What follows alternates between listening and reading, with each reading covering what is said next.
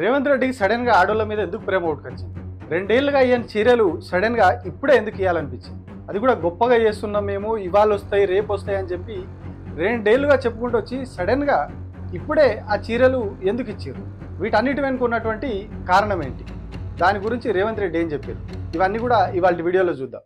నమస్తే, నేను మీ Prabhakar Venavanka. Welcome to PV news. గత ప్రభుత్వము మహిళలకు బతుకమ్మ పండుగకి చీరలు ఇచ్చే ఒక కార్యక్రమాన్ని ప్రారంభించింది. గత బీఆర్ఎస్ ప్రభుత్వము ప్రతి బతుకమ్మ పండుగకి మహిళలకు చీరలు ఇచ్చేది. అట్లాగే క్రిస్మస్కి, క్రిస్టియన్లకి, రంజాన్కి, ముస్లింలకు కూడా బట్టలు ఇచ్చేది. అందులో మహిళలకు ప్రత్యేకంగా ఒక చీర ఉండేది.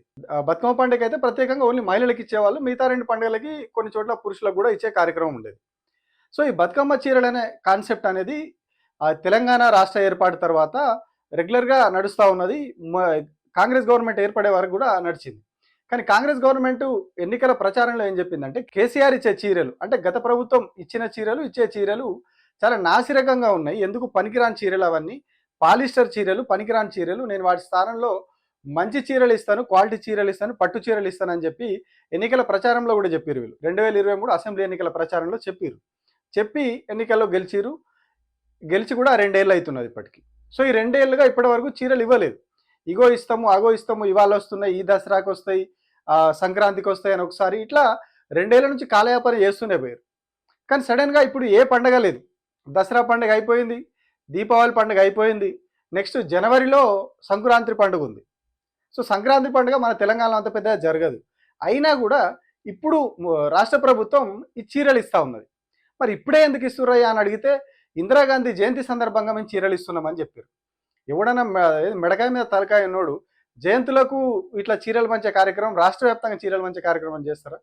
అది కూడా వీళ్ళు ఏం చెప్తా ఉన్నారు, మేమే కొత్తగా తీసుకొచ్చిన మీ స్కీము, మా ప్రభుత్వమే కొత్తగా మహిళలకు చీరలు ఇచ్చే పథకం తీసుకొచ్చింది, మా అంత గొప్ప ప్రభుత్వం లేదా డిప్యూటీ సీఎం బట్టి విక్రమార్క కూడా చెప్పారు. ఇది ఒక గొప్ప నిర్ణయం. ఇది మొదటిసారి రాష్ట్ర వ్యాప్తంగా ప్రతి మహిళలకి చీర ఇచ్చేటువంటి కార్యక్రమం ఇది. ఈ ప్రభుత్వం నిర్ణయం తీసుకుంది. ఇది చీరల మీద నడుస్తున్నటువంటి రాజకీయం. కానీ మరి ఎందుకు ఈ చీరలు ఇప్పుడే ఇచ్చారు? బతుకమ్మ పండుగకి ఇవ్వలేదు, దీపావళికి ఇవ్వలేదు, సంక్రాంతి పండుగ కూడా ఇప్పుడు అప్పుడే లేదు. కానీ ఎందుకు ఇస్తా ఉన్నారు ఇప్పుడు చీరలు అంటే, ఇక ముఖ్యమంత్రి గారు చెప్పారు, ఆయన సొంత నియోజకవర్గం కొడంగల్లోనే చెప్పారు. వినండి మీరు. కలెక్టర్లకు నేను ఆదేశాలు ఇస్తున్నా, ప్రతి ఆడబిడ్డకు చీర చేరే విధంగా మీరు చర్యలు తీసుకోవాలి. ఈ ఆడబిడ్డల చీర కట్టుకొని సంతోషంగా రేపు సర్పంచ్ ఓట్లలో అన్న చెప్పిన వాళ్లకు, గ్రామాన్ని అభివృద్ధి చేసే వాళ్ళకు ఓటేసి రావాలి. మా అక్కలందరికీ ఒకటే సూచన, ఎన్నికల రోజు ఓట్లేయడానికి మీకొచ్చిన చీర కట్టుకొని లైన్లో నిలబడి ఇందిరమ్మ రాజ్యాన్ని మేము ఆశీర్వదిస్తున్నాం, ఇందిరమ్మ రాజ్యమే కావాలని చీర కట్టుకోవడం ద్వారా మీ అభిమానాన్ని ప్రదర్శించండి. రేపు సర్పంచ్ ఎన్నికలు అత్యంత కీలకం. కొడంగల్ నియోజకవర్గ అభివృద్ధికి ఈ సర్పంచులే కీలకం. ఇది చీరల వెనకాల ఉన్నటువంటి కథ. బతుకమ్మ పండుగకు ఆడబిడ్డలకు ఇస్తే, అంటే ఉండి లేనోళ్ళు ఉంటారు, పండుగకి ఇస్తే కట్టుకుంటారు, పండుగ సంతోషంలో ఉంటారని చెప్పేసి గత ప్రభుత్వం స్కీమ్ తెచ్చింది. కానీ ఇప్పుడు ఆ చీరలను రాష్ట్ర ప్రభుత్వం, కాంగ్రెస్ ప్రభుత్వం ఓటు బ్యాంకుగా, ఓట్ల కోసం ఇచ్చే ఒక కూపన్గా మార్చింది అని చెప్పి స్వయంగా ముఖ్యమంత్రి రేవంత్ రెడ్డి ఒప్పుకున్నారు. పబ్లిక్ మీటింగ్లో, ఒక అధికారిక కార్యక్రమంలో స్వయంగా ముఖ్యమంత్రి రేవంత్ రెడ్డి చెప్పారు, ఓట్ల కోసమే చీరలు ఇచ్చినాము, మీరు ఈ చీరలు కట్టుకొని పోయి లైన్లో నిలబడి అన్న చెప్పిన వాళ్ళకి ఓటేయాలి, అంటే మాకే ఓటేయాలి, మా వాళ్ళకే ఓటేయాలి, మాకు ఓటేస్తేనే అభివృద్ధి ముంగటికి పోతుంది, కొడంగల్లా ఎక్కడ కానీ అభివృద్ధి ముంగటికి పోతుంది, లేకుంటే నిలిచిపోతుంది, మొత్తం ఎక్కడికక్కడ ఆగమైపోతుంది అని చెప్పి స్వయంగా ముఖ్యమంత్రి రేవంత్ రెడ్డి చెప్పారు ఇదే వేదిక మీద. ఇందులోనే 2-3 సార్లు చెప్తారు, ఇది చాలా కీలకమైన ఎలక్షను, మీరందరూ కూడా ఆ చీరలు కట్టుకొని పోయి ఓటేసి రావాలి మనకని చెప్పి చెప్తారు. అంటే ఒక పండుగకి ఆడబిడ్డలకు గౌరవం కోసం ఇచ్చినటువంటి చీరను కాంగ్రెస్ పార్టీ ప్రభుత్వం ఇప్పుడు కేవలం ఓటు బ్యాంకు కోసం, ఓట్ల కోసం ఒక ఓట్ల నజరానా లెక్క మార్చేసింది. ఇక ఎక్కడ ఆత్మగౌరవం ఉన్నట్టు? మహిళల మీద ఎక్కడ వీళ్ళ గౌరవం ఉన్నట్టు? గౌరవం ఉండే వీళ్ళు చీరలు, క్వాలిటీ చీరలు, పట్టు చీరలు అని పబ్లిసిటీ చేసుకుంటారు కదా. నిజంగానే గౌరవంతో ఇస్తే ఇట్లా ఓట్లు అడుక్కోరు. ఇట్లా ఓట్ల కోసమే ఇస్తున్నాము, మీరు అవి కట్టుకొని పోయి మాకు ఓట్లు వేయరని చెప్పి అడిగే పరిస్థితి ఉండకపోవు.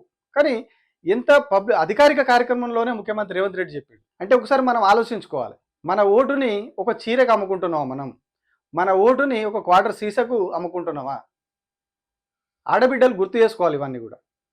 మీకు చీర ఇచ్చి 2 ఏళ్ళుగా మీకు ఏ చీర ఇవ్వలేదు, ఏది రాలేదు మీకు.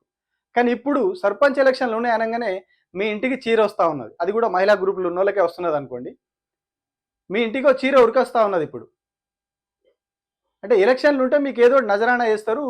ఏది మనం కోళ్లకు విత్తనాలు వేసి కోడిని దొరకబట్టినట్టుగా ఇప్పుడు చీరలు వేసి ఆడబిడ్డలను అవమానిస్తుంటారు రేవంత్ రెడ్డి. చీరలను ఎరగా వేసి ఏదో చేపలు పట్టడానికి వానపాము ఏరేసినట్టుగా, కోళ్లకు విత్తనాలు ఏరేసినట్టుగా ఆడబిడ్డలకు చీరలు ఏరేస్తున్నామని ముఖ్యమంత్రి రేవంత్ రెడ్డి స్వయంగా ఒప్పుకుంటున్నట్టనే ఇప్పుడు దీన్ని బట్టి.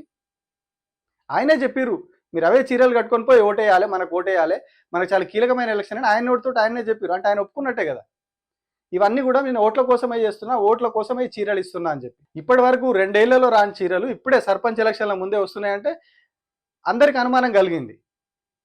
కానీ దాన్ని ఇంకా క్లారిఫై చేసేసిండు ముఖ్యమంత్రి. సో ఇప్పుడు ఆలోచించుకోవాల్సింది మనము, ముఖ్యంగా మహిళలు. ఇదే కాంగ్రెస్ పార్టీ ఎలక్షన్ల ముందు మహిళలకు ఎన్ని హామీలు ఇచ్చింది? నెలకు 2500 అని చెప్పిర్రు, పెన్షన్లు వేస్తామన్నారు, వితంతువులకు పెన్షన్లు ఇస్తామన్నారు, పెంచుతామన్నారు, రకరకాల హామీలు ఇచ్చింది.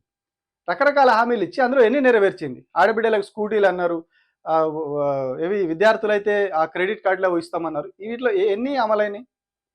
ఫ్రీ బస్ అని చెప్తా ఉన్నారు. ఫ్రీ బస్లో మీకు ఎంతవరకు మంచి జరుగుతున్నదో మహిళల దగ్గర ఒకసారి పోయి మైక్ పెడితే చెప్తారు ఫ్రీ బస్సు గురించి. కొట్టుకొని తన్నుకొని ఎంత దారుణాలు జరుగుతున్నాయో ఫ్రీ బస్సులో చూస్తున్నాం. అంటే బస్సులు పెంచలేదు, జస్ట్ ఫ్రీ బస్ అని చెప్పేసి బస్సులు తగ్గించారు. ఇంకా అంటే ఉన్న బస్సుల్లోనే గతంలో 40 బస్సులు ఉంటే ఇప్పుడు 30 బస్సులు అయినాయి. ఫ్రీ బస్ అయినాక ఎక్కేవాళ్ళు పెరిగిరని చెప్తా ఉన్నారు.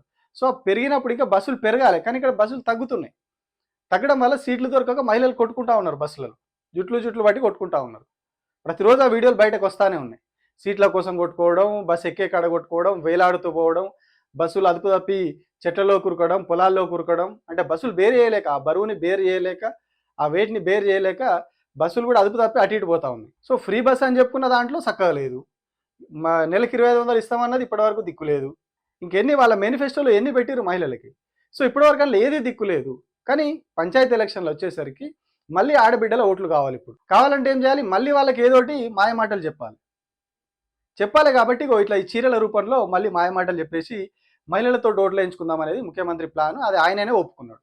మొన్న జూబ్లీహిల్స్ ఎలక్షన్లో కూడా ఇదే జరిగింది. జూబ్లీహిల్స్ బై ఎలక్షన్లో కూడా మొత్తం చీరలు పంచారు వీళ్ళు. లేడీస్ అందరికి కూడా చీరలు పంచుకుంటూ వచ్చారు. కవర్లు మనకి వీడియోలు కూడా బయటకు వచ్చినాయి. మొత్తం చీరలు పంచి మహిళలతో ఓట్లు వేయించుకున్నారు. సో ఇప్పుడు అదే స్ట్రాటజీని రాష్ట్రం అంతా అప్లై చేయాలని చెప్పి ఇప్పుడు ఈ చీరల పేరుతో, అంటే బతుకమ్మ పండుగ చీరలను తీసేసి ఆ స్కీమ్ పక్కన పెట్టేసి మహిళలకు చీరలు ఇస్తున్నాం మేము, ఇందిరమ్మ చీరలు అని చెప్పేసి ఇప్పుడు ఈ కొత్త దుకాణం పెట్టి ఓట్ల కోసము మనకు ఎరగా ఇస్తున్నారు. మళ్ళీ నెక్స్ట్ ఇయర్ ఇస్తారా ఇవ్వరా అనేది నమ్మకం లేదు. అసలు ఇవ్వరు వీళ్ళు. ఇచ్చేవాళ్ళు అయితే ఈ పాటికే ఇచ్చేవాళ్ళు. ఒక చీరను డిజైన్ చేసి తయారు చేయడానికి 2 ఏళ్ళ టైం అవసరం లేదు. ఎప్పుడో చెప్పారు వీళ్ళు చీరలు వచ్చేసినాయి, ఇప్పుడే వస్తాయి, అప్పుడు వస్తాయి అని చెప్పి గత దసరాకే చెప్పారు. గత దసరా పోయింది, ఈ దసరా పోయింది, దీపావళి కూడా పోయింది. ఇప్పటి వరకు ఎలక్షన్లు వస్తే తప్ప ఆ ఇందిరమ్మ చీరలు అనేవి బయటికి రాలేదు. అంటే ఇందిరమ్మ పేరు పెట్టిరు కాబట్టి కేవలం ఓట్ల రాజకీయం కోసమే చీరల్ని వాడతారా? ఇందిరమ్మ పేరు పెట్టి, అంటే ఒక మహిళ గొప్ప శక్తివంతమైన నాయకురాలి పేరు చెప్పి ఆ నాయకురాలి పేరు పెట్టి ఇప్పుడు ఆ నాయకురాలి పేరు మీద కేవలం రాజకీయం కోసమే చీరలను వాడతారా? మహిళల మీద గౌరవం, అయ్యో వాళ్ళకి ఇట్లా చీరలు ఇచ్చి ఓట్లాడితే కరెక్ట్ కాదు అనే ఆలోచన ఏం లేదా? ఇన్ని రోజులు మనం ఇవ్వలేదు, ఇప్పుడు ఇచ్చి ఓట్ల కోసమే ఇచ్చి మనం ఇట్లా చేయడం కరెక్ట్ కాదనే ఆలోచన కూడా వాళ్ళకి లేదు. కేవలం ఓట్లు వచ్చినాయంటే ఏదో ఒకటి ప్రజలకు ఎరేయాలి. అందులో మహిళలకైతే చీరలో, మిక్సీలో, గ్రైండర్లో ఇచ్చేస్తే వాళ్ళు మాకు ఓట్లు వేస్తారు అనే ఒక భ్రమలో రాష్ట్ర ప్రభుత్వం ఉన్నట్టు క్లియర్గా కనిపిస్తూ ఉంది. అందుకే ముఖ్యమంత్రి రేవంత్ రెడ్డి పదే చెప్పిండి వాళ్ళ సభలో, మీరు మాకే ఓటేయాలి, అవే చీరలు కట్టుకొని పోయి మాకు ఓటేయాలి, అవే చీరలు కట్టుకొని పోయి మాకు ఓటేయాలని పదే చెప్పుకొచ్చారు. అంటే దాని ఉద్దేశం ఏందన్నట్టు ఇదే కదా. అంటే ఇప్పుడు మనం తెలివి తెచ్చుకోవాల్సింది, మనం పబ్లిక్గా మన మహిళలు మనం తెలివి తెచ్చుకోవాలి. మనం క్వార్టర్ సీసకు అమ్ముడు పోదామా? ఒక చీరకు, ఒక లుంగికి, ఒక బనీన్కి అమ్ముడు పోదామా? ఇట్లనే జూబ్లీహిల్స్ ఎన్నికల్లో చీరలు పంచిరని చెప్పింది కదా, చీరలు డబ్బులు అన్నీ పంచి ఏం చేసిర్రు?